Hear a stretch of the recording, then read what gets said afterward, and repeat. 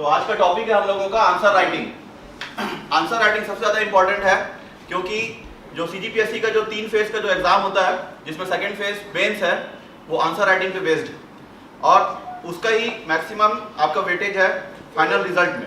ठीक है, तो जो 1400 मार्क्स का मेंस होता है और 150 मार्क्स का आपका इंटरव्यू होता है, तो लगभग समझ लीजिए 90% आपका वेटेज है मेंस का। और इसमें अगर आप अच्छा नंबर स्कोर कर लेते हो तो इंटरव्यू में जो थोड़ा बहुत ऊंच नीच होता है वो बैलेंस हो सकता है। ठीक है, आप लोग टॉपर्स के रिजल्ट उठा के देखिएगा कि अगर आपके मेंस के मार्क्स बहुत अच्छे हैं टॉपर्स के, तो इंटरव्यू के जो मार्क्स अप डाउन हो रहे हैं उनसे उनके रिजल्ट में कोई इफेक्ट नहीं होने वाला है। लेकिन अगर मेंस के मार्क्स थोड़े से एवरेज हो जाते हैं या थोड़े कम होते हैं तो आप लोगों को इंटरव्यू में बहुत अच्छा परफॉर्म करना पड़ेगा और वो आपको पता नहीं होता है उस समय कि हमारे मार्क्स अच्छे हैं या बुरे हैं, सब अनसर्टेन है। डायरेक्ट फाइनल रिजल्ट में ही पता चलेगा।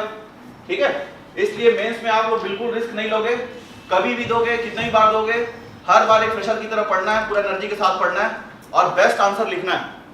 ठीक, अब यहाँ पे सबसे पहले वही डिस्कशन होगा कि कैसे कैसे इसमें मार्क्स डिस्ट्रीब्यूशन है और कितने क्वेश्चन पूछे जाते हैं। तो मैं एक एनालिसिस चार्ट बना रहा हूँ आप लोगों के लिए, उसको आप लोग देखना और उससे पता चलेगा कि कितना वर्ड्स कैसा मार्क्स पर क्वेश्चन में आता है, पर पार्ट में आता है। ठीक है, ये जो डिस्ट्रीब्यूशन है ये पेपर 1 और पेपर 2 के लिए नहीं है, लैंग्वेज और ऐसे में ये सिस्टम नहीं रहता। ठीक है, लेकिन जीएस के जो 5 पेपर होते हैं पेपर 3 से लेकर पेपर 7 तक उसके लिए स्कीम है। ठीक, तो 2 मार्क्स के पार्ट 1 में क्वेश्चन पूछते हैं 8। ठीक है, पार्ट 2 में 6, पार्ट 3 में 8, फिर 4 मार्क्स के 5, 3, फिर 5, 8 मार्क्स के 3, 2, 3, 10 मार्क्स के फिर पार्ट 2 में रहता है। ठीक है, एक क्वेश्चन और इसमें चॉइस रहता है। 10 और 15 नंबर वाले जो क्वेश्चन हैं उसमें आपको 2 क्वेश्चन दिए रहेंगे, उनमें से एक आपको अटेम्प्ट करना है। ठीक है, तो इसमें चॉइस रहता है। 15 मार्क्स वाले एक, तो ये आपका क्वेश्चंस का डिस्ट्रीब्यूशन है। ऐसा ऐसा हर सेक्शन में पूछा जाएगा। ठीक है, ये 75 मार्क्स का टोटल, ये भी 75, ये 50 और ये 75। ठीक, 2 नंबर वाले सवाल में आप लोग को एक क्वेश्चन में 30 शब्द लिखने रहते हैं। ठीक है, जो स्टैंडर्ड है। तो अगर यहाँ पे देखें 8 × 30 240 वर्ड्स और 4 नंबर वाले में आपको लिखना है 60 वर्ड्स। ठीक है, तो 5 × 60 300। 8 नंबर वाले में 100 वर्ड्स, तो 3 × 100 300। फिर 10 मार्क्स वाले में 125। ठीक, 15 मार्क्स वाले में 175। ठीक, ऐसे ही इसको अगर फिल करें सबको, ठीक है, ये पूरा टोटल नंबर ऑफ वर्ड्स का कैलकुलेशन है। क्लियर? एक सेक्शन में आप लोग इसमें देखना कि 8, 5 इसमें 17 क्वेश्चन पूछते हैं। ठीक है, 8, 5 13 और 3 16 और 1 17। ठीक है, तो पार्ट 1 में टोटल 17 क्वेश्चन। ये फिर से मैं पार्ट 1, पार्ट 2, पार्ट 3 बना रहा हूं। ठीक है, पार्ट 3 में 17 क्वेश्चन और इसमें कितने क्वेश्चन पूछेंगे 12। ठीक, देखो 6 3 2 1, तो टोटल क्वेश्चन कितने हुए हमारे 46। ठीक है, एक पेपर में टोटल 46 क्वेश्चन पूछते हैं जिसमें सेक्शन वाइज पार्ट 1 और पार्ट 3 में 17 क्वेश्चंस रहेंगे और पार्ट 2 में 12 क्वेश्चंस रहेंगे। ठीक, इन वर्ड्स को अगर आप लोग टोटल करोगे तो टोटल होता है 2715 वर्ड्स। एक 2715 शब्द 3 घंटे में लिखना है। तो हम लोग का आंसर राइटिंग या वर्ड राइटिंग स्पीड कितना होना चाहिए 905 वर्ड्स पर आवर।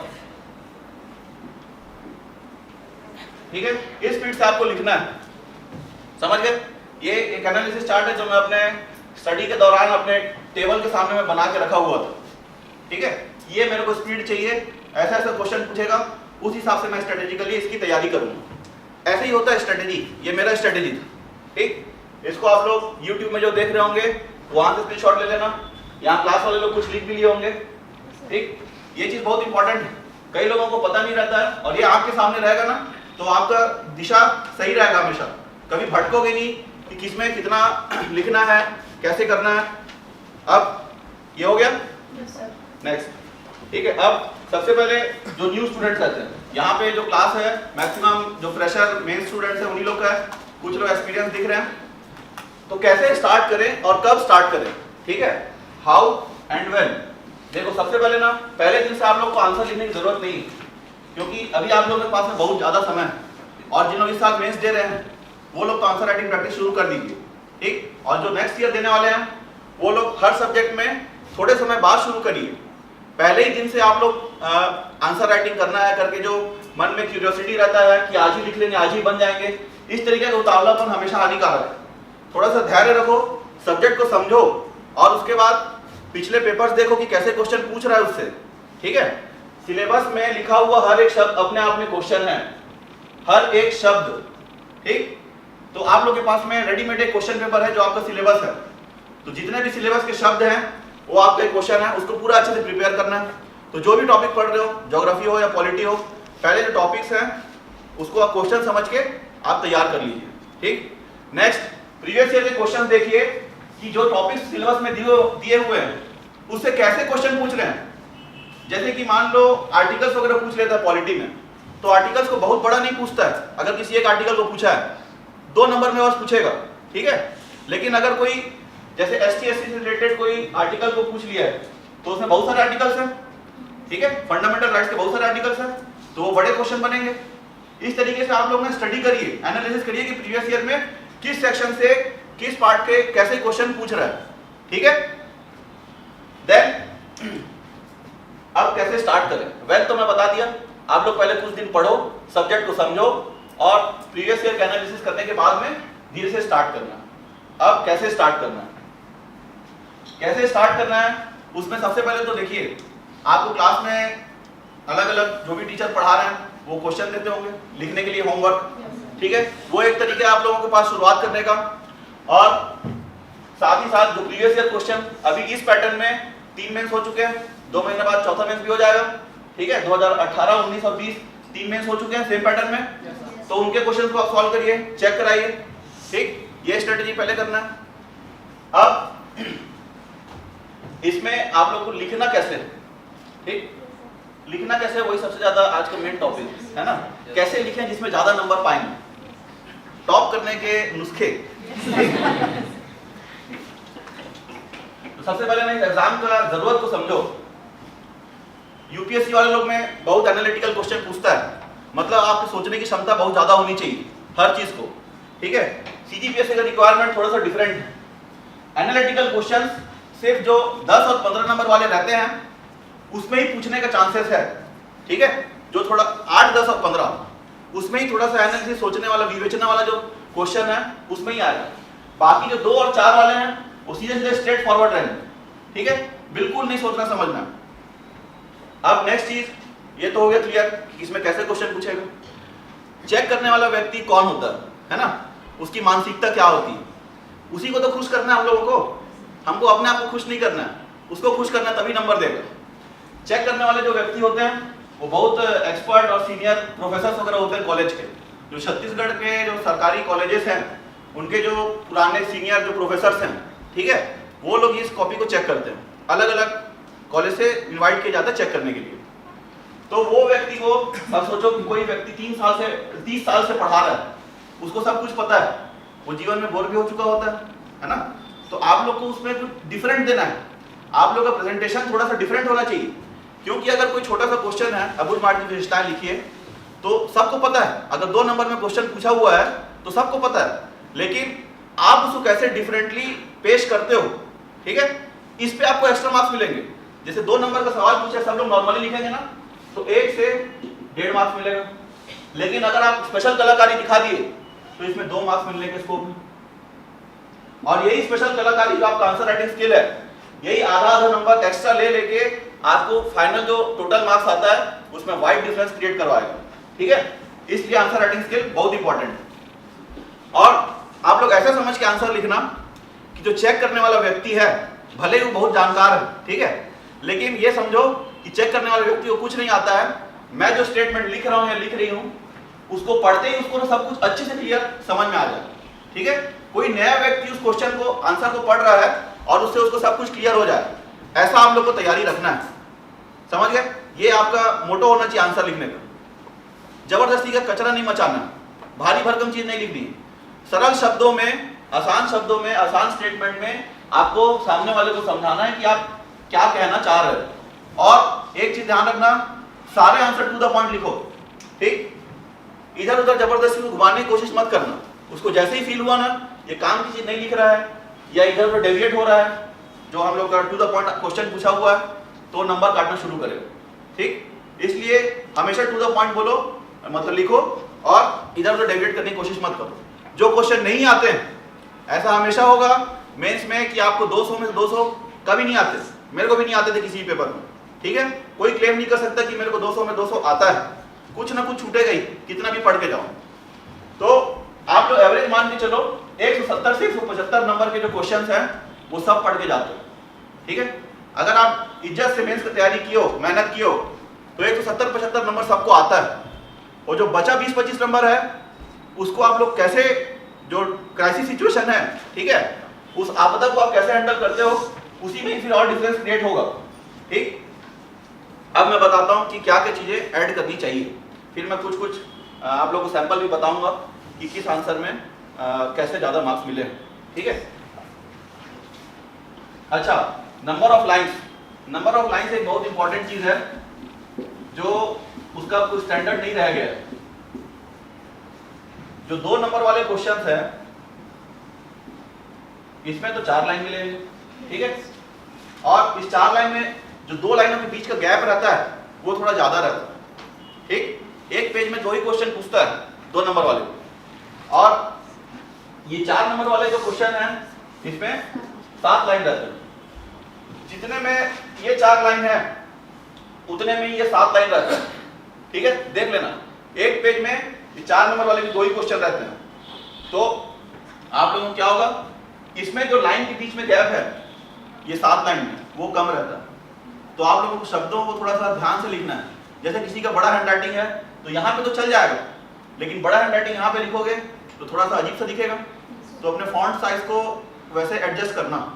फिर आता है 8 नंबर वाला। 8 नंबर वाले 100 शब्द के क्वेश्चन होते हैं, तो इसमें 10 लाइन देना चाहिए, लेकिन इसमें 10 भी मिल रहा है और ये 12-13 तक भी जा रहा है, ठीक है? ये कितना भी हो जा रहा है। एक ही पेपर में ये 8 नंबर वाले जो सवाल हैं उसके 10, 12, 13 लाइन कुछ भी हो सकते हैं। 10 नंबर वाले में भी 12 से 13 लाइन होने चाहिए, इसको भी एक्सीड कर रहा है, ठीक? और 15 नंबर वाले में भी 17-18 लाइन होने चाहिए, लेकिन ये 20 लाइन भी हो जाता है कभी कभी। तो नीचे वाले का ये जो 3 सेक्शन है इसका कोई स्टैंडर्ड नियम नहीं रह गया, ठीक है? आप लोगों को अपने आप को फ्लेक्सिबल बनाना पड़ेगा कि अगर उतने ही का तैयारी किए हो और ज्यादा का पूछ लिया तो कुछ एक्स्ट्रा पॉइंट्स भी लिख सको। ये आपका on the spot mind thinking के ऊपर डिपेंड करता है, ठीक? और अगर मान लो ज्यादा का तैयारी कर लिया और थोड़ा सा कम में पूछ लिया तो उसको कुछ जो अनयूजुअल मतलब नॉन इंपॉर्टेंट फैक्ट्स हैं उसको साइड करना, ठीक? ये नंबर ऑफ लाइन डिस्ट्रीब्यूशन है। अब कुछ एक इंपॉर्टेंट पॉइंट, इंपॉर्टेंट थिंग जो आपको अपने आंसर में जरूर इंक्लूड करना चाहिए बेहतर बनाने के लिए। उससे पहले एक और चीज बता दूं, बहुत बड़ा डाउट रहता है कि पॉइंट वाइज लिखें या पैराग्राफ वाइज लिखें, है ना? सबसे बड़ा डाउट तो इसी में है। तो देखो दोनों में नंबर मिलता है, ठीक? मैं पॉइंट वाइज लिखा हूं, मेरे को पॉइंट वाइज में मिला है। कुछ लोग पैराग्राफ वाइज लिखे हैं, उनको भी नंबर मिला है। डिपेंड क्या करता है मालूम है कि आप जो लिखे हो उससे उसको समझ कितना आ रहा है, वो डिलीवर कैसा हो रहा है, नंबर उस पर मिलेगा, ठीक है? जैसे मान लो आप ये 2 नंबर वाले में 4 लाइन दिया हुआ है, दोनों साइड ऐसा लाइन बना हुआ होता है।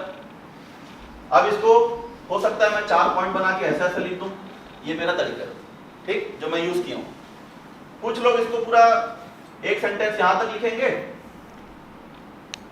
ठीक है, फिर दूसरा सेंटेंस यहां तक लिखेंगे, या एक ही पैराग्राफ में पूरा खत्म कर देंगे, ठीक? 2 तरीके आंसर लिखने के, दोनों में मार्क्स मिल सकते हैं, लेकिन मार्क्स तब मिलेगा और अच्छा मिलेगा जब आप जो लिखे हो और जो उसकी इंपॉर्टेंट चीजें हैं जो क्वेश्चन में पूछा गया है वो चेक करने वाले को अच्छे से पता चले। समझ रहे हो? जैसे कि अंडरलाइन करना या ग्राफ बनाना, मतलब जो पूछा गया है, जो क्रक्स पूछा गया है कि क्या वो जानना चाहता है, वो अगर इसमें डिलीवर हो गया और सुंदर दिख रहा है तो नंबर मिलेगा। ठीक है, तो जिन लोग पैराग्राफ में भी लिख रहे हो उन लोगों के लिए कोई ऐसा बंदिश नहीं है कि पॉइंट में लिखोगे तो ज्यादा नंबर मिलेगा, लेकिन एक चीज है, पॉइंट में लिखोगे तो कम मिलने के चांसेस कम है। समझ रहे हो, मतलब पॉइंट में लिखोगे तो नंबर घटने के चांसेस कम है। पैराग्राफ में अगर बहुत अच्छा लिख रहे हो तो ही मिलेगा पॉइंट में, लेकिन अगर आप लिख रहे हो तो पैराग्राफ से बेटर ही पाओगे। ठीक, अगर दोनों में अगर सेम लेवल का लिखा गया है तो पॉइंट वाले को ज्यादा अंक मिल रहा है। ऐसे में भी यही देखा गया है, बहुत सारे लोगों का अच्छा नंबर आ रहा है, 140 प्लस आ रहा है। तो ये आप पॉइंट वाइज और पैराग्राफ का हो गया। और कुछ पूछना है इसमें? ठीक है, लास्ट में आप लोग क्वेश्चन पूछिएगा, लिख के रख लो।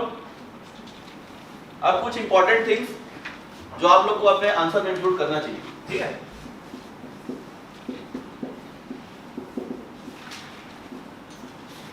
कुछ इंपॉर्टेंट कंपोनेंट्स।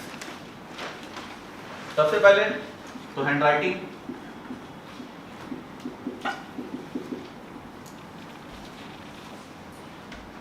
ठीक है, हैंड राइटिंग जिसका सुंदर है उसको एक एडेड एडवांटेज है, मान के चलो, लेकिन जिसका सुंदर नहीं है वो फर्स्ट रैंक नहीं ला सकते, कुछ बन नहीं सकता, ऐसा भी नहीं। ठीक, खराब हैंड राइटिंग वालों को भी अच्छा नंबर मिलता है अगर वो सही से रिप्रेजेंट करे। पूरा खेल रिप्रेजेंटेशन का है, जो अच्छा रिप्रेजेंट करे उसको अच्छा मार्क्स मिलेगा। सुंदर हैंड राइटिंग वालों को क्या है, रिप्रेजेंटेशन अच्छा होता है, साफ सुथरा दिखता है। ठीक है, तो थोड़ा सा नंबर मिलने के चांसेस ज्यादा रहता है। देन फॉन्ट साइज, इसके मैनिपुलेशन भी ना आना चाहिए, मैं किया। ठीक है, देखो क्या होता है, कई बार आप लोगों को अचानक से जितना का प्रिपेयर किए हो उससे ज्यादा का क्वेश्चन आ जाए। ठीक है, मतलब आपके पास मैटर कम है और लिखना ज्यादा है। ठीक है, जगह ज्यादा है। जैसे ऐसे में यही हुआ, इस बार के निबंध में 4 पेज की तैयारी सब लोग करके गए थे, लेकिन दिया हुआ था 5 पेज। ठीक, अब 5 पेज मतलब सीधा 25% का इंक्रीमेंट है, और उसको आप कैसे हैंडल करते हो ये देखना है। तो मैंने क्या किया, जैसे 2 नंबर वाले में तो वैसी गैप ज्यादा रहता है, तो हैंड राइटिंग में जो फॉन्ट साइज है, फॉन्ट साइज को मैं थोड़ा सा बढ़ा दिया तो ज्यादा जगह घेरेगा। ठीक, ये मेरा पर्सनल हैक था, साइज बढ़ा देने से ज्यादा जगह घेरेगा। ठीक है, तो ये आप कर सकते हो। इससे हमको कम शब्द लिखने पड़ते हैं, जैसे 30 है तो 25 में भी काम चल जाएगा, लेकिन जगह पूरा भरा है। समझ रहे हो, ऐसे बड़े क्वेश्चन में भी होगा। इसका मतलब ये नहीं है कि आप सब लोग बड़ा बड़ा लिखना चालू कर दो, वो बड़ा सुंदर दिखना चाहिए, ये ज्यादा इंपॉर्टेंट है। ठीक, मैं बोल रहा हूँ इसलिए सब लोग बड़ा नहीं लिखोगे, आप छोटा भी लिख रहे हो लेकिन एकदम मोतियों की तरह सुसज्जित दिखे तो नंबर मिलेगा। मेरा इसमें भी सुसज्जित दिख रहा था बिग फॉन्ट साइज में, इसलिए मिल गया। ठीक, कई लोगों का बिगड़ जाता है तो जबरदस्ती नहीं करोगे। देन वर्ड गैप, जो 2 शब्दों के बीच में जो गैप रहता है उसको भी आप लोग ना दूर ही करना। एकदम चिपका के लिखते हैं ना, पहला तो डर लगे रहता है दिमाग में कि अगर दूर नहीं लिखेंगे, दूर लिख देंगे तो शब्द कम रहेगा। ठीक, उन लोग कोई शब्द काउंट करने नहीं बैठते हैं। पहली बात, इतना समय नहीं है उनके पास में कि वो लोग शब्द गिने। 30 शब्द है तो आप अगर 35 भी लिख दे रहोगे तब भी चलेगा, 25 लिखोगे तब भी चलेगा। ठीक है, उतना समय नहीं होता है, तो आप वर्ड गैप को बढ़ा सकते हो जिससे ज्यादा जगह घेरे और आपका साफ सुथरा दिखेगा कॉपी। ठीक, सिर्फ हमेशा जगह घेरना ही नहीं है, हमेशा बेवकूफ नहीं बनाना। ठीक है, सुंदर भी दिखना चाहिए, तो सुंदर दिखने के लिए वर्ड गैप बहुत ज्यादा जरूरी है। अभी मैं कॉपी चेक कर रहा हूँ, जैसे ऐसे वालों को भी चेक किया हूँ और कुछ क्लास में जो पढ़ा रहा हूँ उनका भी चेक कर रहा हूँ। तो जो लोग एकदम चिपका के लिखते हैं बिल्कुल मिनिमम गैप के साथ, उन लोगों का कॉपी सुंदर नहीं दिखता है और उन लोगों को ज्यादा शब्द लिखना पड़ता है। ज्यादा शब्द लिखोगे तो जो 905 शब्द प्रति घंटे का जो रफ्तार है वो पा नहीं पाओगे। ठीक है, वो जो रफ्तार है ना वो कुछ लिमिटेड क्वेश्चंस में ही सिमट के रह जाएगा, सारे क्वेश्चन अटेम्प्ट नहीं हो पाएगा। ठीक, इसलिए रफ्तार को मेंटेन करने के लिए आप लोग थोड़ा सा गैप भी बढ़ा सकते हो। ये एक ट्रिक्स है ना अच्छे आंसर और फास्ट आंसर लिखने की, इससे फास्ट भी होगा आपका। मैं यही सब किया तब मेरे 10 मिनट पहले सब खत्म हो जाता था विथ अंडरलाइन। 10 मिनट पहले मैं अंडरलाइन करके बैठ जाता था। ठीक, आखिरी तक मैं किसी पेपर में नहीं जूझा हूं। चलो नेक्स्ट, फैक्ट्स।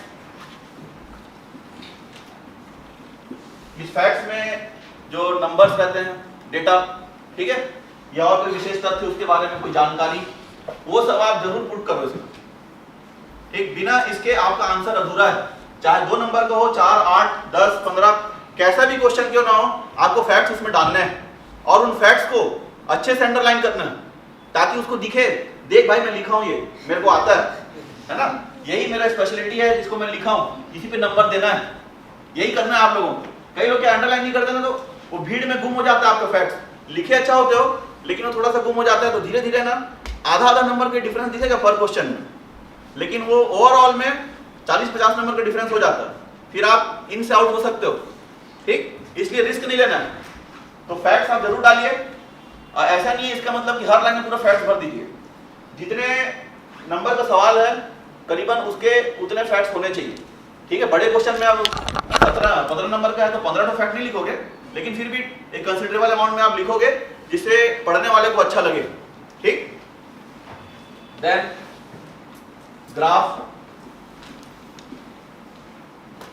या फिर मैप। इकोनॉमिक्स वाले पेपर में आप लोग कुछ डेटा लिखना रहता है, जैसे GDP growth rate, population growth rate, इस टाइप का कुछ भी लिखना रहता है। तो आप लोग क्या करते हो, जैसे मान लो जीडीपी ग्रोथ रेट रहा 7%, ठीक, 2020 में मान लो 7% था, 2021 में 8% हो गया।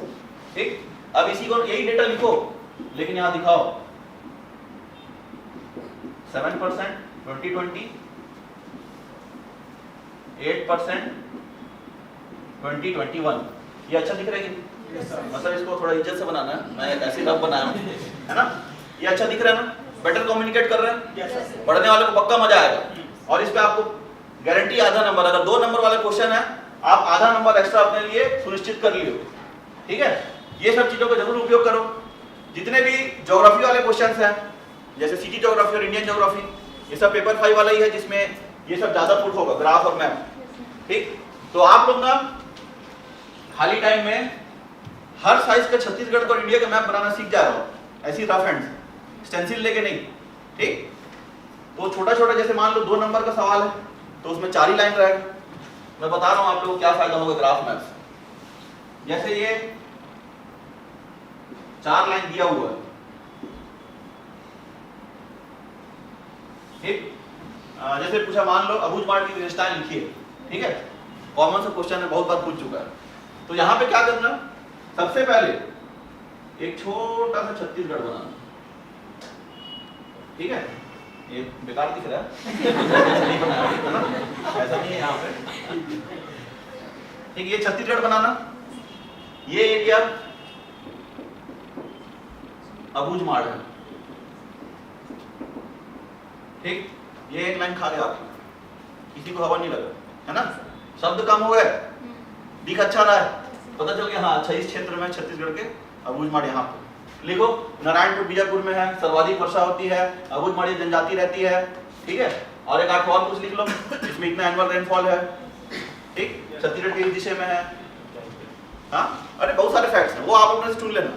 ठीक, मैं यहाँ पे क्या क्या फैक्ट है वो पढ़ा नहीं रहा हूँ, बस बता रहा हूँ। ठीक, तो ये दिखेगा भी अच्छा, और ऐसे अगर आप लिखोगे ना तो 2 नंबर में 2 नंबर पक्का मिलेगा। और कितना भी मान लो इसके बाद ग्राफ बनाने या मैप बनाने के बाद घटिया लिख रहे हो तो भी 1.5 नंबर मिलेगा। ठीक, तो आप अपने लिए ज्यादा नंबर स्कोर कर सकते हो। और ध्यान देना, 2 नंबर और 4 नंबर वाले सवाल ऐसे हैं जिसमें पूरा मार्क्स मिल सकता है, बाद वाले में नहीं मिलेगा। ठीक है, 8, 10 और 15 में फुल मार्क्स नहीं मिल सकता, लेकिन 2 और 4 वाले में फुल मार्क्स पक्का मिलेगा। ठीक, इसलिए इनको हल्के में मत लेना, चिल्लर इकट्ठा करके घड़ा भरना है। ठीक, थोक नोट का पहले लालच नहीं करना, थोक नोट पूरा नहीं मिलता है। 15 में से 10 मिल रहा है ना तो बहुत ज्यादा पा गए। मेरे को भी पूछे क्वेश्चन में बस 11 मिला है, सब में नहीं मिला है, कम भी मिल गया। ठीक है, 10 नंबर वाले में 6-7 मिल गया तो बहुत है, 8 नंबर वाले में भी 6 मैक्सिमम, उससे ऊपर मार्क्स नहीं देते हैं। तो इसलिए छोटे क्वेश्चन में फुल मार्क्स स्कोर करने का आप लोग पूरा प्रैक्टिस करोगे। ठीक, जितना बेस्ट आउटपुट हो सकता है वो देना है। फिर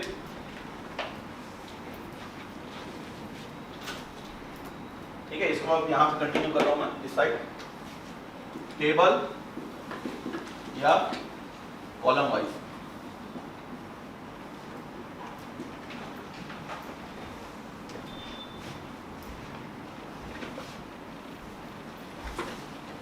अब इससे भी ना दिखता अच्छा है, ये जो आपका टूल है आंसर राइटिंग स्किल का, इससे आपको दिखता अच्छा है और शब्द कम लिखने होते हैं। जैसे मैं बता रहा हूं, क्वेश्चन आया जीडीपी और जीएनपी में डिफरेंस।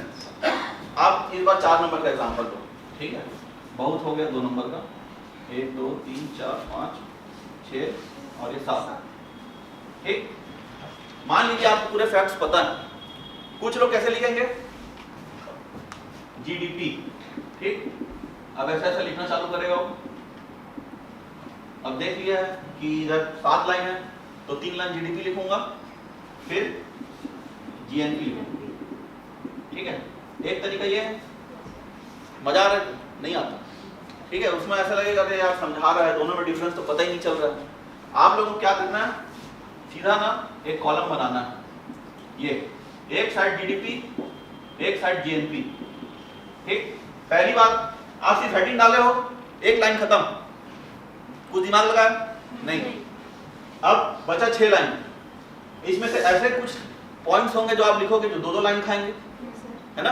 तो आपको ले दे के 4 पॉइंट बस लिखना है उस 6 लाइन में, और दिखेगा भी अच्छा कि अगर कोई चीज जैसे इसमें मान लो डोमेस्टिक है, ये नेशनल है, ठीक, वो लिखोगे ना तो पढ़ने वाले को भी अच्छा लगेगा, अच्छा हाँ इसमें ये डिफरेंस है, इसका ये ग्रोथ रेट था, इसका ये स्टैटिस्टिक्स होता है, ये संस्था इसकी गणना करती है, इस तरीके का उसको एकदम शार्प डिफरेंस दिखना चालू होगा।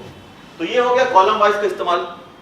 जहां भी डिफरेंसेस वाले क्वेश्चन पूछ रहा है सिर्फ कॉलम में लिखोगे, दूसरा ऑप्शन ढूंढना ही नहीं है जो मैं पहले बताया हूं, ठीक है, लाइन बाय लाइन वाला कभी नहीं लिखना है, ठीक है, नंबर नहीं मिलेगा, मिलेगा मतलब कम मिलेगा, अच्छा मार्क्स आप स्कोर नहीं कर सकते। देन यूज ऑफ टेबल, ठीक है, टेबल और कॉलम दो अलग अलग चीज है, 3 चीज में डिफरेंस पूछा 3 को कॉलम बना दो। अब जैसे कि क्वेश्चन आया था छत्तीसगढ़ के ट्राइबल रिवॉल्ट्स के बारे में, जनजाति विद्रोह है उसके बारे में लिखिए और किसी एक जनजाति विद्रोह के बारे में विस्तार से समझाइए, ठीक है। और ये 8 नंबर का सवाल था शायद, है ना, 8 नंबर का था। अब मैं क्या किया बता दूं, पहले नेम ऑफ रिवॉल्ट, ठीक है, name of revolt, then year कब हुआ, फिर इसका जो लीडर था,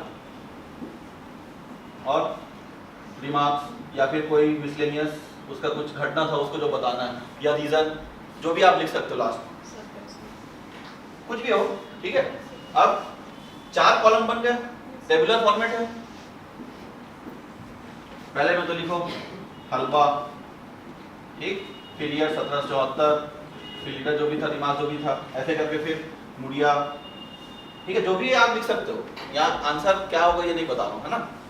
अब देखो अगर ये मान ये लकीर नहीं खींचे रहता बीच में तो पूरा हल्बा रिवोल्ट ऑकर्ड या हल्बा विद्रोह जो है 1774 में हुआ ऐसे करके स्टेटमेंट लिखते आप तो अच्छा नहीं दिखता ना। लेकिन अभी चेक करने वाले को पता चल रहा है, अच्छा रिवोल्ट कौन सा है, हल्बा, कौन साल में हुआ 1774, लीडर कौन सा था, ठीक, किस कारण हुआ था, अच्छा ठीक, सत्ता का संघर्ष, उसको पता चल गया। कोई भी नया व्यक्ति जो कुछ भी नहीं जानता है आपकी इस टेबल को पढ़ के बहुत जानकारी युक्त व्यक्ति बन जाएगा, है ना। ऐसे करके 5-6 रिवॉल्ट लिख लेना और जो लास्ट में जो रिवॉल्ट लिखोगे उसी को एक्सप्लेन कर देना, ठीक है। फिर बीच में ये वाले को एक्सप्लेन मत करना। कोई एक ऐसा रिवॉल्ट, जैसे मैं भूमकाल रिवॉल्ट को थोड़ा सा 2-3 लाइन एक्स्ट्रा लिख दिया था और इसमें 10 लाइन का रहता है 8 नंबर वाला, ये देखते देखते कब आपको 7-8 लाइन खा जाएगा ना, किसी को हवा नहीं लगेगा, आखिरी में 2 लाइन बस आप, ठीक है। ऐसे ही लिखा हूं मैं, 8 में से 6 मतलब नहीं मिलता है, 3-4 ही मिलता है एवरेज। और ऐसे मैं बहुत सारे चीजें यूज किया हूं, कभी आर्टिकल्स वगैरह पूछा है तो भी मैं टेबल बना देता था। जो क्वेश्चन पूछ रहा है ना उसमें पहले तो ना क्वेश्चन को पढ़ो अच्छे से और क्या पूछ रहा है, जो कीवर्ड्स जो पूछा है जो सबसे इंपॉर्टेंट उसको अंडरलाइन कर लेना है ना। उसको अंडरलाइन कर लेने से आपको पता चल जाता है कि किस दिशा में आपको उत्तर अपना लिखना है। क्लियर? ये समझ में आया ना? क्या क्या चीजों को आपको इंक्लूड करना है।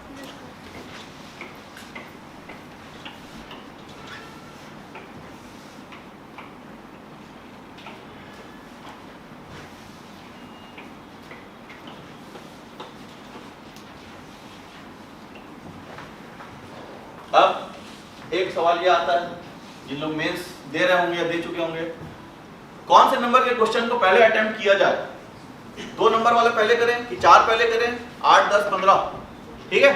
इसमें हर व्यक्ति, हर टॉपर का अपना अलग अलग मत हो सकता है। ठीक, मैं कुछ उसके बारे में तथ्य बताऊंगा, उस हिसाब से आप लोग उसको चुन लेना कौन सा आपके लिए बेहतर है। ठीक, तो 2, 4, 8, 10, 15। Which part to attempt first? Which question to attempt first? देखो, अब इसमें ना थोड़ा सा स्ट्रेटेजी वाइज चलना है। कुछ चीज मैं बता रहा हूँ तो सुनो समझो, ठीक है, और बार बार यूट्यूब में देख के और समझ लेना अगर भूल जाओगे। जैसे 2 नंबर वाले क्वेश्चन है और 4 नंबर वाले क्वेश्चन है, मैं इसमें क्या बताया, फुल मार्क्स करने का स्कोप है। ठीक, अब इनका वेटेज देखो, जैसे मान लो पार्ट 1 है तो 8 क्वेश्चन पूछे हैं 16 है ना, और इसके 5 क्वेश्चन पूछे हैं तो ये 20 है।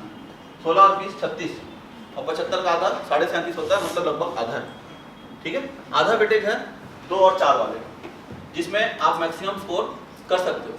क्लियर, सुनाई दे रहा है ना पीछे?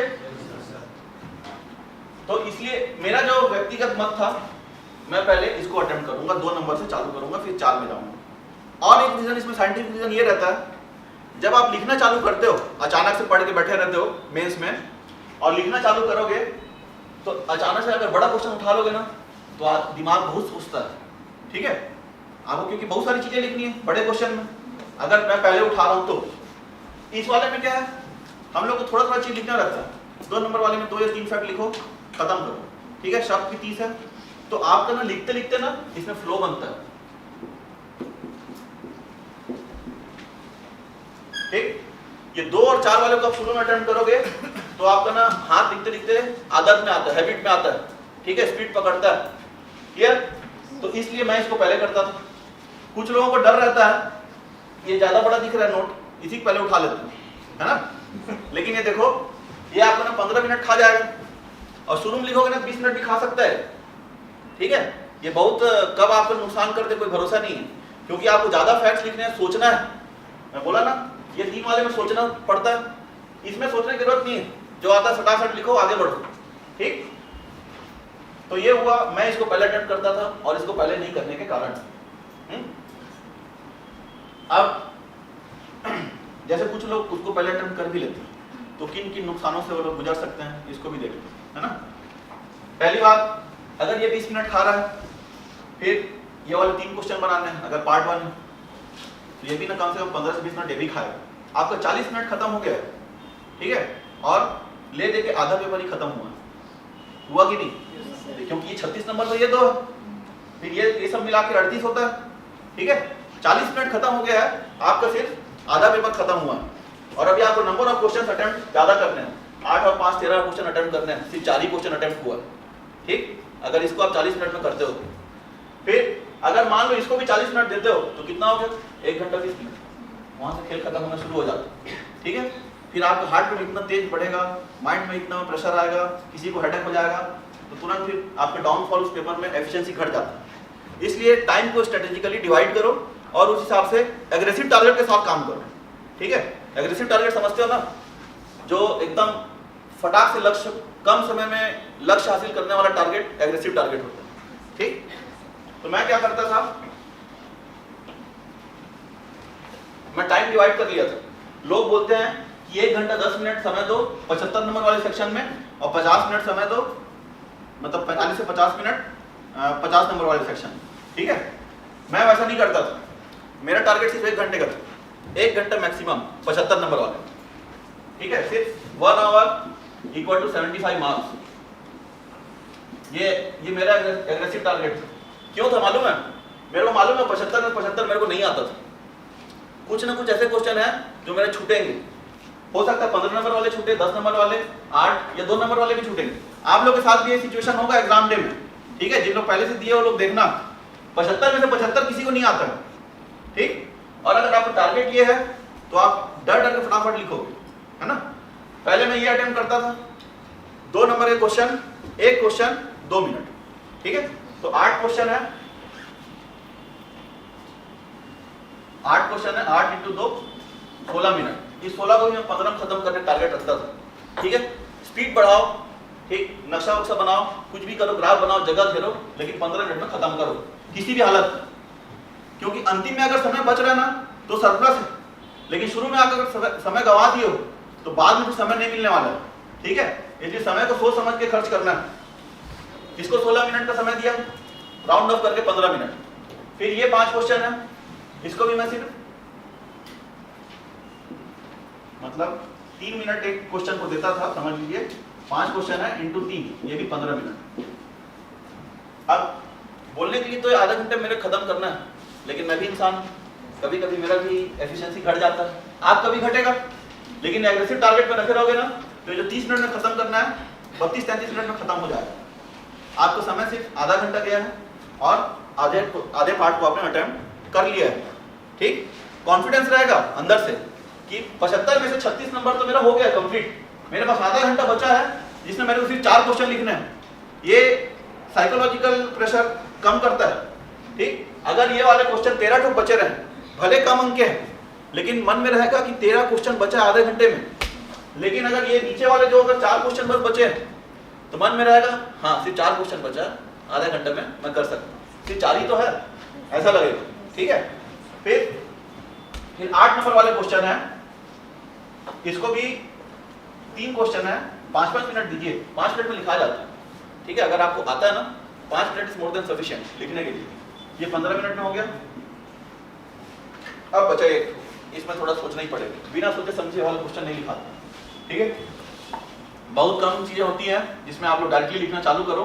अगर फैक्चुअल क्वेश्चन भी पूछा है 15 नंबर वाले में तो आप कम से कम इसमें 15-20 सेकंड में थोड़ा सा दिमाग में फ्रेम करने के लिए लगाओ। जैसे मान लो पूछ लिया छत्तीसगढ़ में कोयला खनिज के बारे में और उसके उत्पादन में और उद्योगों के बारे में डिटेल डिस्क्रिप्शन दीजिए। ठीक है, 15 नंबर, तो इसमें आपको कुछ एनालिसिस तो नहीं करना, लेकिन बहुत स्ट्रक्चर्ड वे में लिखना है, क्योंकि 15 नंबर का सवाल के लिए जगह बहुत बड़ा मिले रहता है, कभी कभी 1.5 पेज भी मिला है।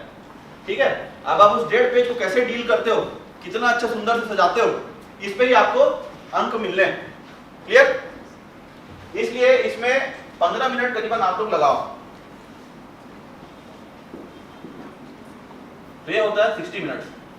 अगर मान लो बीच में कुछ नहीं भी आता है या थोड़ा बहुत सोचे समझे भी 5 मिनट एक्स्ट्रा भी खर्चा हो गया, ठीक है, 1 घंटा 5 मिनट भी हुआ तब भी कोई नुकसान नहीं, बहुत फायदे में चल रहे हो। ठीक, तो ये ऐसा एग्रेसिव टारगेट से मैं 1 घंटा 5 मिनट में 75 नंबर खत्म कर लेता हूँ। अब 1 घंटा में अगर आप 75 नंबर खत्म करते हो ना तो आपके अंदर में कॉन्फिडेंस रहता है, आपके हाथ से खेल निकल नहीं रहा है। ठीक है, आपकी मुट्ठी में है, अभी बचा हुआ है 2 सेक्शन और 2 घंटे बचे। फिर कभी भी आप ना जो भी पार्ट उठाते हो, पार्ट 1 या 3, पहले 75 नंबर वाला उठा लो। ठीक, कोई भी जिसमें आपका अच्छा कमांड है उसको पहले करना। कभी कभी किसी पेपर में पार्ट 1 वाले में अच्छा कमांड होता है, किसी में पार्ट 3 वाले में अच्छा कमांड होता है। ठीक है, तो जिसमें अच्छा कमांड है उस सेक्शन को आप उठाओ और पहले अटेम्प्ट करो। देन जो पार्ट 2 के 50 मार्क्स वाले होते हैं उसको करो।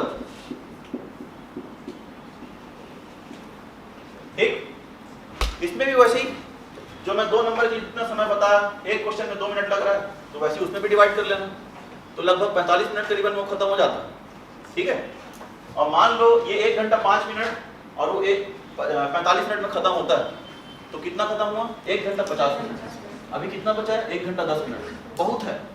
ठीक है, मस्त उसमें 5 मिनट सो भी सकते हैं अगर 1 घंटा 5 मिनट में खत्म कर रहे हैं। थोड़ा सा धीरे भी लिखें या कुछ सोचने की जरूरत पड़ जाए तो काम चल जाएगा, आखिरी में हाहाकार नहीं मचेगा।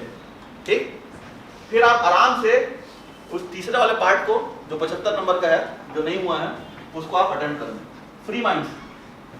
पूरा मेंटल गेम है, आप प्रेशर लेना चाहते हो, नहीं लेना चाहते, लिए तो बाहर, नहीं लिए तो अंदर आओ। ठीक है, तो यही स्ट्रेटजी है कि ऐसे ही मेंटेन करना है आप अपने मेंटल प्रेशर। लोगों को मैं देखा हूं, मैं तो एक ही बार मेंस दिया हूं। ठीक है, तो जितना सीखता था मैं सीखते गया सब लोगों से, मैं दूसरा सीख के बन गया। ठीक, तो मैं एग्जाम हॉल में पहले जो पुराने मेंस दिए हुए थे वो लोग बताया भाई खत्म ही नहीं होता। ठीक है, तो मेरे अंदर बहुत प्रेशर था, खत्म नहीं करूंगा तब तो बड़ा दिक्कत है, तो खत्म तो करना है। कई लोगों को मैं देखता था जिन लोग पहले सेलेक्टेड लोग भी थे, ठीक है, मेरे पीछे बैठते थे, आगे बैठते थे, उन लोग आखिरी तक लिखते रहते थे, फिर भी छूट जाता था। ठीक, तो lack of preparation and strategy यही है कि वो लोग लिख नहीं रहे हैं अच्छे से, मतलब सोच समझ के नहीं आया। एक तो पढ़े भी कम होंगे तो कंटेंट कम है, याद नहीं आ रहा है। ठीक, दूसरा इस तरीके से रणनीति के साथ चक्रव्यूह को नहीं लड़ रहे हैं। समझ गए? यही मेंटल गेम है। अगर इसको जीत लिए ना तो आंसर खत्म हो जाएगा। और कोशिश करो कि ये जो अंडरलाइन करते हो ना, इसको स्केल से करो, ठीक है? अंडरलाइन करना मैं उसमें नहीं बता पाया था ना। आप लोग हर क्वेश्चन में जो इंपॉर्टेंट फैक्ट्स, पॉइंट्स जो भी रहते हैं, जो कीवर्ड्स है, उसको जरूर से अंडरलाइन करो, क्योंकि उसको दिखना चाहिए, ये देख इसी में नंबर देना है, ठीक? इसीलिए तो अंडरलाइन करना है, और क्या मतलब है? तो अंडरलाइन करो और उसको बताओ कि हाँ इसमें तेरे को नंबर देना है भाई, इसमें दे। और स्केल से करोगे ना तो और अच्छा दिखता है, सीधा सीधा लाइन खिंचाएगा मस्त ऐसा वाला, और हाथ से खींचना ऐसा दिखता है, टेढ़ा मेढ़ा, है ना, क्योंकि स्पीड से लिखना है। इसलिए स्केल से अंडरलाइन करोगे तो और साफ सुथरा दिखेगा। साफ सफाई के विषय ध्यान देना है, वहां भी स्वच्छ भारत अभियान दिखना चाहिए। आप लोग अपने ही कॉपी खोल के देखना, अभी आंसर राइटिंग प्रैक्टिस करोगे, एक साल का समय है ना, कि अगर साफ सफाई है आपके आंसर्स में तो डेफिनेटली आपको ना खुद को अच्छा लगेगा कि हाँ मैं अच्छा लिखा हूँ, मैं लिखी हूँ। और अगर कचरा टाइप लिखते हो एकदम पिचिट पिचिट करके, तो फिर आप लोग खुद को ही नंबर नहीं देने का मन करेगा। कई बार नोट्स क्या है, घटिया हैंडराइटिंग में बने रहता है, तो उसको पढ़ने का इच्छा नहीं होता, चाहे अपना हो या दूसरे का तो और जाके पहले बेइज्जती करने का मन करेगा, है ना, मेरे को लिखने नहीं आता। और अपना भी वो हम ही ढंग से कम्युनिकेट नहीं हो रहा है। जब हमारा लिखा हुआ चीज हमको ढंग से कम्युनिकेट नहीं हो रहा है तो सामने वाला व्यक्ति नंबर क्यों देगा? दे सकता है? नहीं देने वाला, ठीक है? इसीलिए साफ सफाई का एकदम विशेष ध्यान रखना है। और साफ सफाई के लिए मैं बताया ना, थोड़ा वर्ड साइज बढ़ा दो, गैप बढ़ा दो, वो तो जगह दिया है ना कि ये करो भाई, तुम लोग थोड़ा चालाकी करो, ठीक? एकदम ऐसे ही पूरा गिन गिन के शब्द लिखने से ही नंबर मिलेगा ऐसा कुछ नहीं। और अभी जो कॉपी मिला है इतना स्पीडली चेक हो रहा है, उसमें कोई ये राइट रॉन्ग वाला हिस्सा ही नहीं है, डायरेक्ट नंबर, ठीक है? जैसे ये आंसर लिखे हो, ठीक है, इधर एक डब्बा रहता है, ये एक डब्बा, ये एक डब्बा, 3 बार चेक होता है कॉपी, ठीक? एक बार एग्जामिनर, एक बार डिप्टी हेड और एक बार हेड। तो जो हेड देता है वही फाइनल, है ना?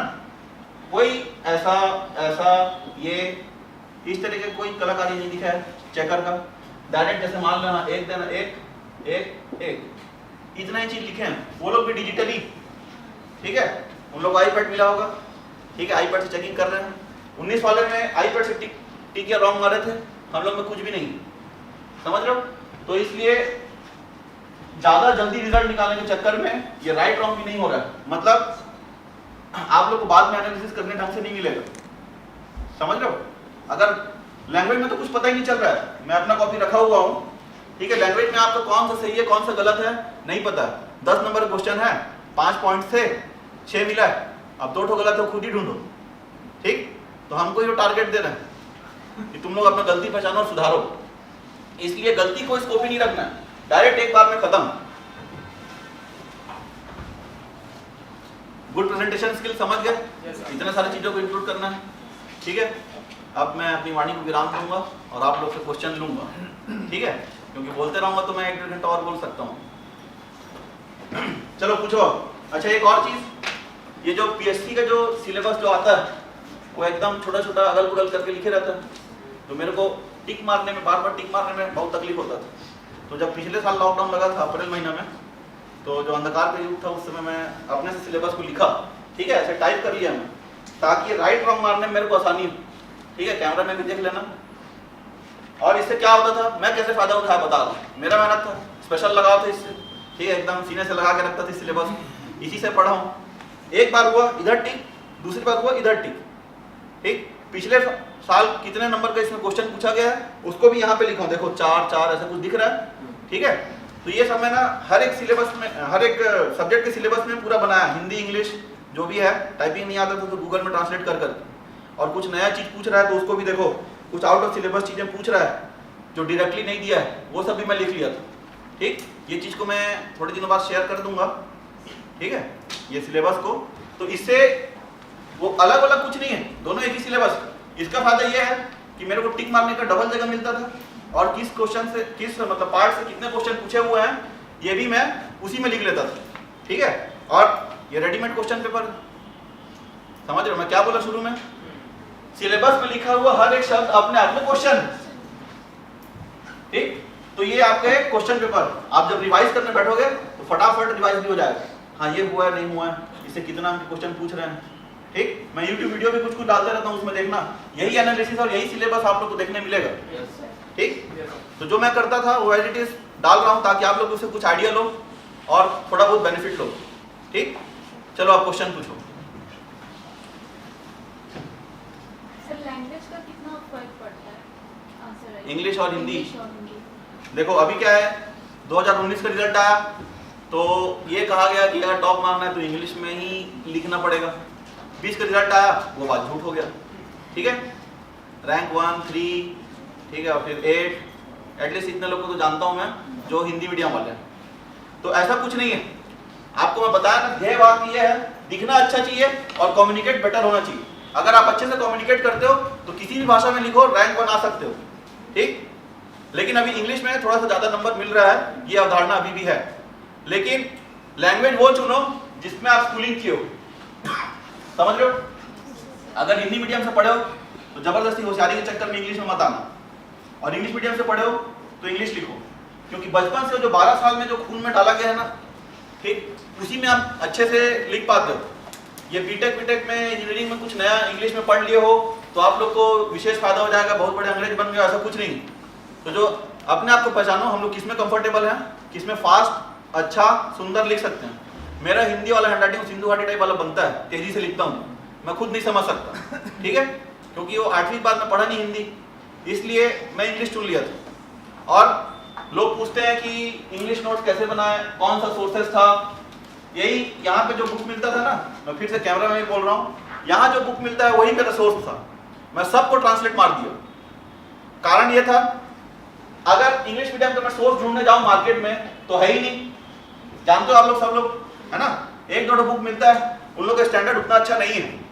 लेकिन यहाँ की हिंदी बुक का स्टैंडर्ड जबरदस्त है। तो स्टैंडर्ड तो मेंटेन है, बस मेरे को लैंग्वेज चेंज करना था, फिर स्टैंडर्ड चीज खोजने की जरूरत नहीं है, तो मैं पूरा ट्रांसलेट मार दी। ठीक, तो मेरा स्टैंडर्ड बढ़िया था और बस लैंग्वेज चेंज हुआ। और क्योंकि मैं खुद ट्रांसलेट किया था, उस ट्रांसलेशन के दौरान आप लोग जो चीजों को समझते हो ना, वो समझ 2-3 बार के रिवीजन के बराबर था। ये मेरे को भी बाद में एहसास हुआ। ठीक, पहले तो लगता था कि एक पेज ट्रांसलेट करने में घंटों लग जाते हैं यार, हर बार गूगल ट्रांसलेट देखते रहो, ये करो वो करो, लोगों से पूछो, फिर सेंटेंस लिख रहे हो तो सही कम्युनिकेट हो रहा है कि नहीं, मीनिंग सही बन रहा है कि नहीं, ये सब बहुत प्रॉब्लम लगा। लेकिन एक बार बस करना था, ठीक है, एक बार किए, और जब आप खुद से बना रहे हो ना तो उसमें स्पेशल अटैचमेंट रहता है, वो जल्दी याद होता है। ठीक है, अपनी लिखी चीजें, इसीलिए बोलते हैं अपना नोट्स खुद बनाओ। मेरा नोट्स फोटो कॉपी करके पढ़ोगे ना, मैं जितना अपना अच्छा समझाऊं उतना नहीं समझोगे, लेकिन अगर मेरे ही नोट्स से फोटो कॉपी से देख के खुद लिखोगे, उसको बार बार पढ़ोगे तो ज्यादा समझ में आएगा। इसलिए अपना नोट्स खुद बनाना, ठीक है। और उस ट्रांसलेशन के वक्त मैं 2-3 बार का रिवीजन लायक प्रिपेयर कर लिया। ठीक, इसका एहसास नहीं हुआ, ना कोई मेरे को बताया भी नहीं, वो अचानक से बाद में पता चला कि ये बहुत फ्रूटफुल था। ठीक, नेक्स्ट। सर जैसे लॉन्ग क्वेश्चन आता है, जैसे भूगर्भिक संरचना, उसमें 5 भूगर्भिक संरचना से बनाना, आर्केनसल का ये सब, तो सर उसको टेबल फॉर्म में वहाँ पर लिखना ठीक रहेगा या उसको मतलब एक लाइन वाइज लिखना ठीक? देखो, आप जैसे टेबल बना रहे हो ना, तो ये जो विड्थ रहता है, ठीक है, ये बहुत ज्यादा नहीं रहता है ना। तो जैसे 3 या 4 ठोक बनाना है, जैसे जनजाति वाले में छोटा छोटा शब्द लिखना था इसलिए 4 बन गया, लेकिन ये ना 3 या 4 कॉलम के लिए सुटेबल है। और अगर आपके पास मैटर बड़ा है तो फिर ये, और ज्यादा कॉलम बनाने हैं तो ये फिर उतना मजेदार नहीं बनेगा। ठीक है, तो 3 कॉलम तक इसको सीमित रखो, और ऐसे में आप ना सेक्शन डिवाइड कर लेना। जैसे कि बड़े क्वेश्चन है मान लो, तो एक चीज है ये पॉइंट नंबर 1, इसमें मैं 2 लाइन या 3 लाइन, ठीक है, ऐसे डिवाइड कर लेना, और इसको ही पॉइंट वाइज लिख के बेटर अंडरलाइन करके या कुछ ग्राफ या नक्शा जो भी बनाना है वो बना के रिप्रेजेंट करना, अच्छे नंबर मिलेगा। ठीक है, उसमें ज्यादा कॉलम नहीं बन सकता ना, लिमिटेशंस है। ठीक सर, जैसे ज्योग्राफी में विशेषता या महत्व पूछता है तो सर उसमें भी डायग्राम बनाना हाँ, चाहिए? बिल्कुल बिल्कुल। ज्योग्राफी में तो एकदम दिल खोल के ग्राफ बनाओ, ठीक है, जरूरत नहीं है तब भी बनाओ। 15 नंबर वाले में बड़ा ग्राफ बनाओ, अलग अलग साइज का ग्राफ बनाने की प्रैक्टिस कर लो, मतलब मैप बनाने की प्रैक्टिस कर लो। 2 नंबर के लायक, 4 के लायक, 8, 10, 15 सब के लायक। ठीक है, जैसे 15 नंबर वाला है उसमें इतना तो बनाओगे तो फिर मजा नहीं आएगा ना, तो कम से कम 3-4 लाइन खाए ऐसा बनाओ, बड़ा सा। ठीक, और ग्राफ का कंटेंट और जो लिख रहे कंटेंट वो डिफरेंट होना चाहिए? नहीं, जरूरी नहीं है, सेम रख दो। ठीक है, इतने ज्यादा फैक्ट्स याद करने का समय नहीं रहता है, और अगर आप याद करके भी जाओगे ना तो मैं बता रहा हूँ आपको एग्जाम डे पे याद ही नहीं आएगा, क्योंकि दिमाग में इतनी सारी चीजें एक साथ चल रही होती है। पिछला बिगड़ गया उसका टेंशन, आने वाले का टेंशन, और जो वर्तमान में बिगड़ रहा है उसका भी टेंशन, ठीक है, कुछ चीज याद नहीं आ रहा है। तो इस वजह से ज्यादा फैक्ट्स उतना 10 वैरायटी का याद करके लिखोगे तो खुद ही भूल जाओ, कंफ्यूज हो जाओ। वही फैक्ट को लिखो, 2 लाइन बाद में ग्राफ बना देना, ठीक। और कुछ सर लॉन्ग आंसर में वर्ड कैसे सेलेक्ट करें? हाँ लॉन्ग आंसर में हाँ, वर्ड कैसे सेलेक्ट करना है? वर्ड कैसे सेलेक्ट करना, वर्ड जो कंटेंट है वही वर्ड। नहीं सर, जैसे बहुत सारा रहता है ना, हाँ, तो उसमें अपने को वर्ड चुनना है। वर्ड चुनना है, मैं समझ ले रहा हूँ आपको क्वेश्चन। शब्द सर, शब्द चुनना है हमको। किस शब्दों को चुन के लिखे आंसर।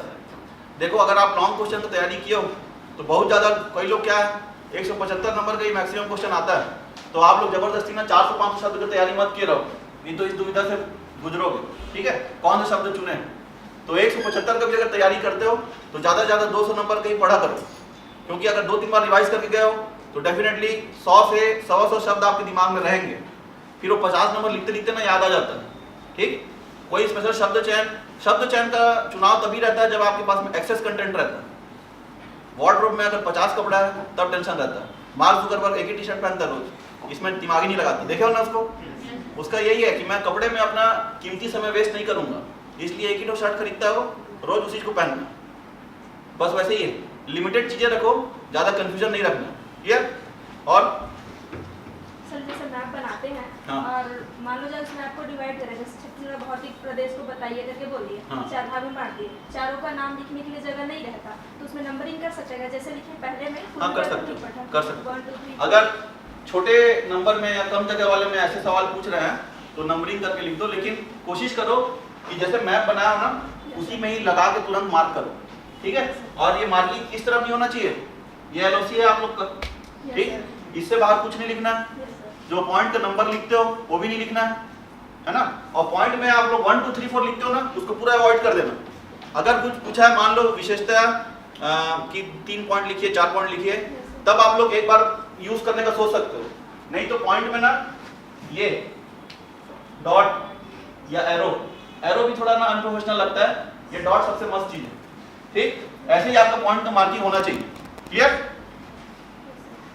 सर जैसे कि विशेषताएं लिख रहे हैं, तो विशेषता स्टार्ट किए, जैसे कि भूगर्भीय संरचना, उसमें सब हेडिंग दे भूगर्भीय संरचना, उसके बाद लिखे या फिर डायरेक्ट सेंटेंस स्टार्ट कर दें। डायरेक्ट स्टार्ट करो, डिपेंड करता है कि कितने नंबर का पूछा है, यस ठीक है। अगर 15 नंबर का सवाल पूछा है तो एक आध 2 लाइन भूमिका बांधने टाइप का, इंट्रोडक्शन टाइप का लिख सकते हो, ठीक। लेकिन छोटे वाले क्वेश्चन में जबरदस्ती फालतू का जगह वेस्ट नहीं करना, टू द पॉइंट स्टार्ट करना है पहले ही लाइन से, ठीक। जबरदस्ती हेडिंग वेडिंग दे के समय वेस्ट मत करो, नहीं। छोटे वाले में, बड़े वाले में आप सब कुछ करो, ठीक है। छोटे वाले में टू द पॉइंट जो पूछा है सीधा सीधा सर्व करो, ठीक। और कुछ सर नोट्स कैसे बनाएं? अभी कोई बोल रहा है सिनॉप्सिस बनाओ करके, हम्म। तो डायरेक्ट तो एक बार में नहीं बन जाएगा ना मैं वो बता रहा synopsis। हूँ, रुको, वो भी एक अच्छा क्वेश्चन है।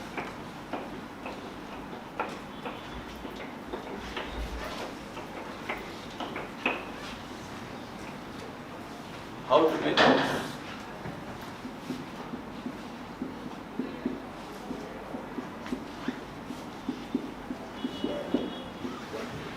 नोट्स। देखो लोग बहुत कंफ्यूजन में रहते हैं कि एक बार ही नोट्स बनता है, ठीक है। नोट्स के बारे में जान लो, एक बार में नहीं बनता है। नोट्स एक चरणबद्ध प्रक्रिया है जो समय के साथ जब तक आपको नहीं निकलता तब तक चलते रहता है, ठीक। तो एक बार में गंगा नहाने नहीं मिलेगा इसमें। सबसे पहला नोट्स, जब आप फ्रेशर हो और क्लास में जो टीचर पढ़ा रहा है या और जिस बुक से आप पढ़ रहे हो उसको कंपाइल करके सब चीज रखो, ठीक है। जैसे मैं ही पढ़ा रहा हूँ या कोई भी टीचर पढ़ा रहा है तो आप लिखो, जितना टीचर लिखा रहा है लिखो, ठीक। और उसको समझो, घर जाके क्लास में भी समझो, डिस्कस करके समझो, खुद से पढ़ के समझो। अब जब ये चीज को कर लोगे ना, जैसे मान लो मैं कोई छोटा टॉपिक का एक पैराग्राफ लिखाया हूँ 5 लाइन का, ठीक, ये मेरा नोट्स है, समझ लो। अब अगर इसको मैं 2-3 बार पढ़ लूंगा ना तो मेरे को समझ में आएगा, नहीं ये 5 लाइन का जरूरत नहीं है, ये 2 लाइन में हो सकता है, ठीक है। तो ये कन्वर्ट होगा 2 लाइन में, ठीक। फिर 2 लाइन को भी बार बार पढ़ोगे ना तो पता चलेगा नहीं इसमें तो कीवर्ड सब इंपॉर्टेंट ही नहीं है, ये 1 लाइन में हो जाएगा, और यही तो समरी है, यही तो बेड़ा पार करेगा एग्जाम डे में। लेकिन लोग डायरेक्ट इसी में स्किप करना चाहते हैं। मैं देखा हूं, ठीक है, पिछले 4-5 महीने से पढ़ा रहा हूं, लोगों को ये चाहिए डायरेक्ट ये मिल जाए, झंझट खत्म हो जाए। ठीक है, ये ले जाओगे ना, कोई फायदा नहीं होने वाला है, मैं लिख के दे रहा हूं। क्योंकि इसको बार बार पढ़ के फिर इसको 2 लाइन में खुद से अपना नोट्स बना के फिर जब ये बनाओगे तो इसमें अपनापन लगा, अपना दिल लगा हुआ है। ठीक है, तो दिमाग में जल्दी बैठेगा। जब भी रिवाइज करोगे ये वाला शर्ट से रिवाइज होगा। ठीक, और इसको आप ही बेटर समझ सकते हो, दूसरा व्यक्ति नहीं समझ सकता समरी नोट्स को। ठीक, वो बस एक आइडिया ले सकता है। इसलिए हमेशा इस प्रोसेस से जाना। पहली बार जो पढ़ाया जा रहा है उसको अच्छे से लिखो, समझो, समझने के बाद थोड़ा शॉर्ट करो।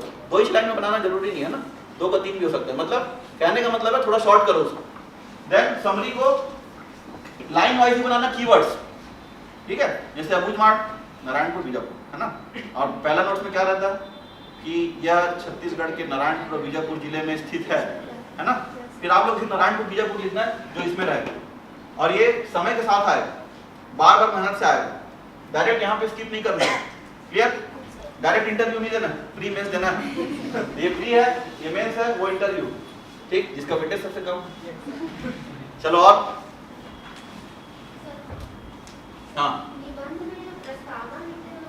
निबंध के लिए मैं एक दिन सेपरेट और अलग से लूंगा। ठीक, आज पहला और दूसरा पेपर को छोड़ के बाकी का 5 है उसको पूछ। और कुछ किसी के मन में कोई सवाल नहीं है? सर, हाँ सर एक मिनट। हाँ सर, हिंदी मीडियम वाले सर अगर आंसर राइटिंग लिख रहे हैं तो सर इंग्लिश वर्ड यूज कर सकते हैं? नहीं, देवनागरी लिपि में ही लिखना जो लिखना है हिंदी वाले। ठीक है, अंग्रेज नहीं बनना जबरदस्ती में। जैसे जो कोई कठिन वर्ड होगा उसके लिए उसको भी देवनागरी में लिखो।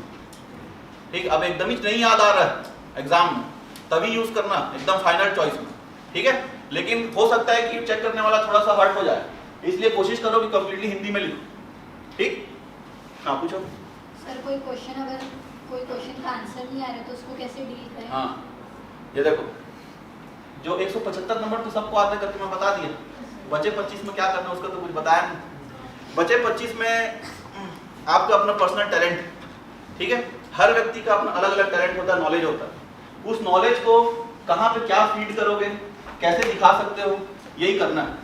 अब जैसे पेपर सर में क्वेश्चन आया था, यूनाइटेड नेशंस ह्यूमन राइट्स जो कमीशन है उसका कम्युनिस्ट और डिक्टेटरशिप वाले गवर्नमेंट में इफेक्ट या इम्पैक्ट, ऐसा कुछ क्वेश्चन पूछा हुआ था। अब हम लोग तो, और वो आया था सीधा 10 नंबर वाला, है ना, मतलब बड़ा क्वेश्चन आया था।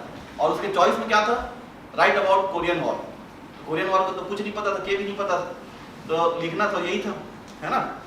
अब कैसे लिखोगे, आता दोनों नहीं है और मजबूरी है, तो जितना आता है ना उसको पहले ना 1-2 मिनट ना फ्रेम करने में लगाओ। 1 मिनट नहीं, उससे कम, करीबन 30 सेकंड। जितना आपके दिमाग में कंटेंट है जो सोच सकते हो उसको पेंसिल से लिख लिया रहो।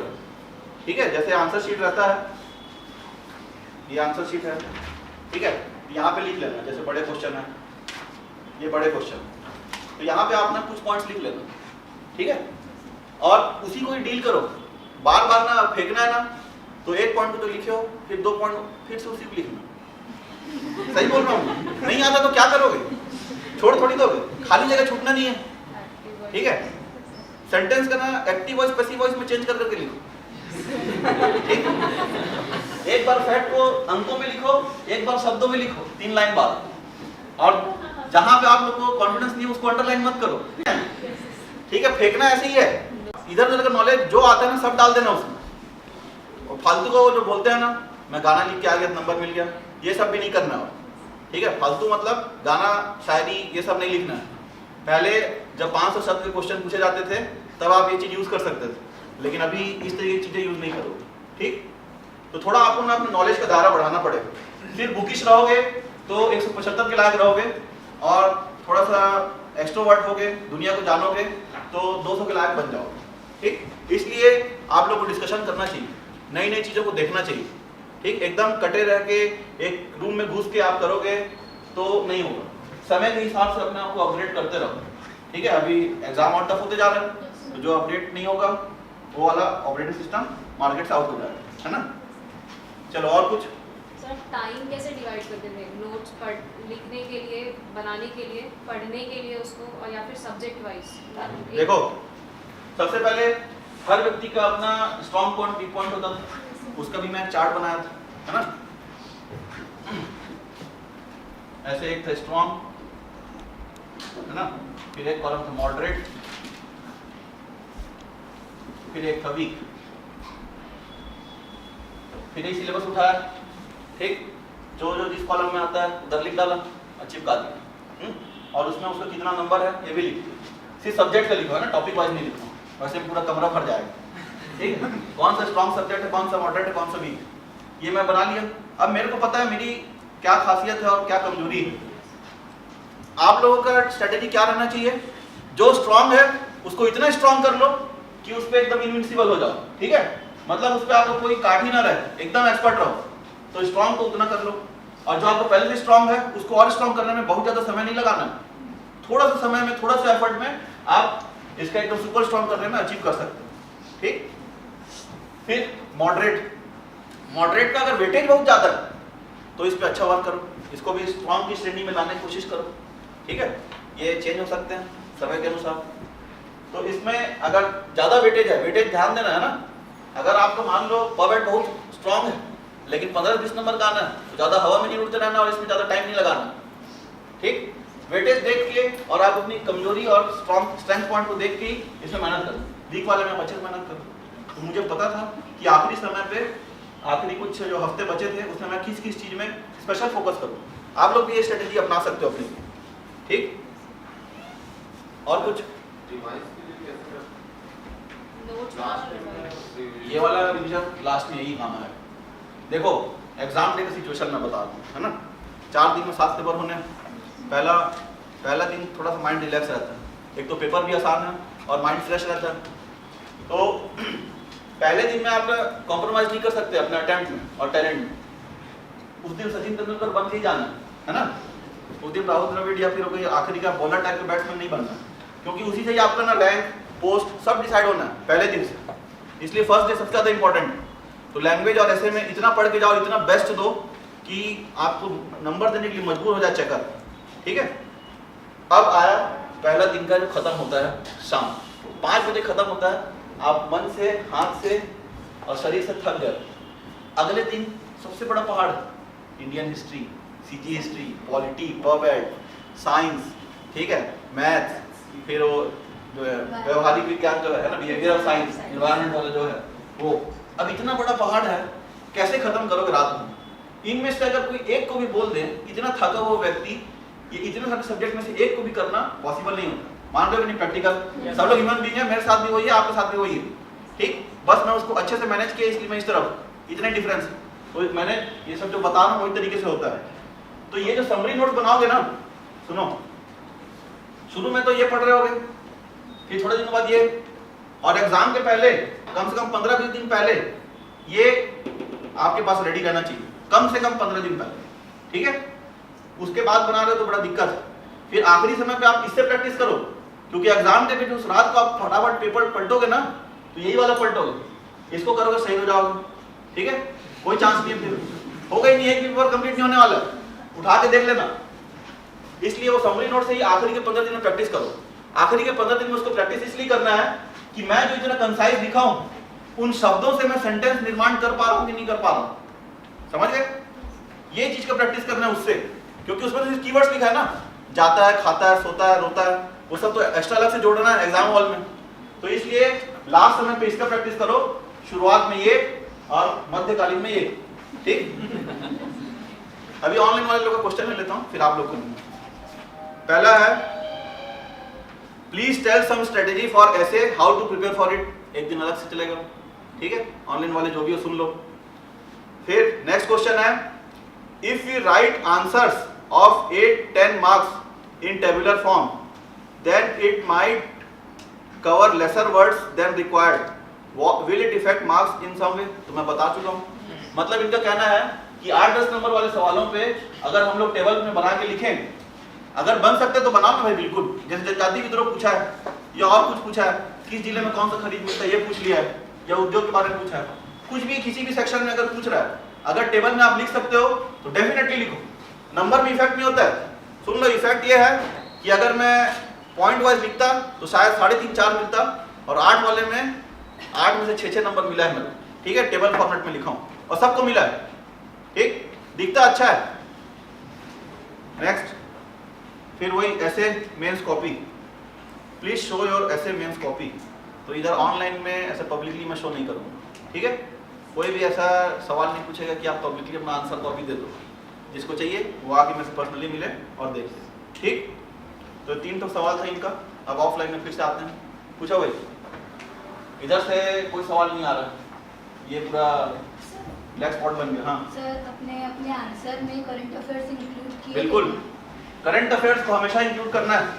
अगर आप किसी भी चीज से रिलेटेड क्वेश्चन में करंट अफेयर्स है तो बिल्कुल उसको शुरुआत में डालो, पहले ही लाइन में।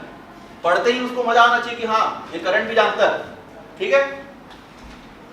शुरुआत लाइन आपका करंट अफेयर्स आप डालो, अगर है उससे रिलेटेड आपको पता है तो, चाहे 2 नंबर हो, 4 8 10 15 सब में, ठीक है, करंट अफेयर्स आपको इंक्लूड करना है। और बीच बीच में कई बार क्या होता है, लिखना चालू कर दिए, 2 लाइन लिखे फिर करंट अफेयर्स याद आया, लेकिन मैं तो बोलती हूँ पहले लाइन में डालना था। तो जहां याद है वहीं डाल दें, है ना, क्योंकि फिर सोचोगे कि आखिरी तक लिख रहा हूँ फिर आखिरी में डालूंगा तो आखिरी तक में फिर दिमाग से उतर जाता है। तो जो जब यहाँ जहां याद आए वहां आप डाल सकते हो। लेकिन अगर आप आंसर राइटिंग का रेगुलर प्रैक्टिस किए, है ना, तो आप इस हैबिट में आ जाओगे कि शुरुआत में करंट अफेयर्स डाल दूँ, ठीक, ये हैबिट बना लेना। और अगर लास्ट में कुछ याद आता है तो लास्ट के लिए भी डाल दें, बीच में वही घिसा पिटा पुराना स्टैटिक करते हैं। सर, और करंट अफेयर्स का नोट्स नहीं बनाना है? इसमें हर व्यक्तियों का अपना अलग अलग मत है भाई। कुछ लोग न्यूज़पेपर का कटिंग्स को रख लेते हैं, ठीक, कुछ लोग ऑनलाइन वाला उसका जो छोटा सा स्नैपशॉट रहता है उसको बना के रख लेते हैं। मैं ऐसा कुछ नहीं बनाता था, ठीक, मैं जो पढ़ता था उसको ही बार बार रिवाइज कर लेता था। न्यूज़पेपर डेली पढ़ता था। शुरू में जब आप न्यूज़पेपर पढ़ते हो तो आप लोगों को चीज़ें समझ में नहीं आती, बहुत सारे नए टर्म्स रहते हैं, क्या कहना चाहता है नहीं समझ में आता। तो शुरुआती समय में इतना मेहनत कर लो कि आपको ना बाद में समझने की तकलीफ ना रहे। लास्ट समय में जब आप मेंस लिख रहे हो, एकदम अंतिम चरण में पहुंच चुके हो, तो छोटा छोटा चीज नहीं समझ में आ रहा, इस तरीके का गुस्ताखी माफ नहीं होगा, है ना। इसलिए उसको समझ के एक्सपर्ट बन जाओ और जो आता है उसको बार बार पढ़ के रिवाइज कर लो। जैसे मैं हमेशा बोलता हूँ, एक खबरी ऐप आता है, उससे मैं पॉडकास्ट में न्यूज़ सुनता था खाना खाते समय। मैं एक पीजी में रहता था, पीजी से घर का डिस्टेंस 250-300 मीटर है, ठीक, उस मैं पैदल चल के जाते समय मैं ऐसे कान में लगा के सुन लेता था, घर में खाना खाते समय सुन लेता था, ठीक है। जब थक के चूर हो जाता था तो ईयरफोन लगा के सुन लेता था। तो बार बार वही करंट अफेयर्स दिमाग में घुसा हुआ था, तो मैं ऐसे में आंसर में सब वही डाल दिया, ठीक है। उसमें आपको पढ़ने की मेहनत नहीं करना है। दिन में 3 बार भी आता है कई ठो न्यूज़, सुबह का अलग, दोपहर का अलग, शाम का अलग, तो उसको आप यूज कर सकते हो। जब कोई आपको रेडीमेड कंटेंट अवेलेबल करा के दे रहा है तो उसका भरपूर उपयोग करो, ठीक है। और कुछ सर, जैसे किसी भी क्वेश्चन में सिर्फ लेखक या उसका नाम पूछते या मतलब किसने आविष्कार किया तो वो एक लाइन में कंप्लीट हो जाता है, तो सर उसको उसी में छोड़ देंगे फिर नेक्स्ट। ये जो है लैंग्वेज में होता है, जी सर, है ना। लैंग्वेज में तो एकदम शब्द शब्द लिखना है। जैसे मान लो कुल के मर्जाद कौन लिखा है, कौन लिखा है, केयूरभूषण, है ना। बस लिख देना है, वहां पे जगह दिया रहेगा, जगह पूरा ऐसा बड़ा दिया रहता है, ठीक है। कुल के मर्जाद केयूरभूषण जी ने लिखा है, इतना लिखने की जगह मिलेगा, लेकिन सिर्फ केयूरभूषण लिखना, ठीक। वहां तो सीधा कम शब्द 1 और 0 चलता है, क्लियर। और तो लैंग्वेज की हो गया। जैसे भाई सर मतलब साइंस में आ गया कि मतलब साइंटिस्ट का नाम बताओ ऐसे करके, तो सर उसमें भी सिर्फ प्रोवाइड मतलब साइंटिस्ट का नाम लिख के छोड़ देंगे या इन्होंने ऐसा आविष्कार किया पूरा लाइन भरेंगे? कोशिश करना कि आप लिख दो, ठीक है।